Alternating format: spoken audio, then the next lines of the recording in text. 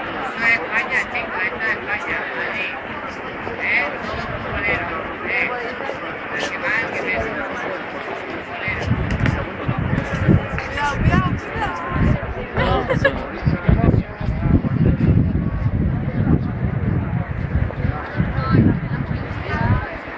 Pero el deporte en sí no.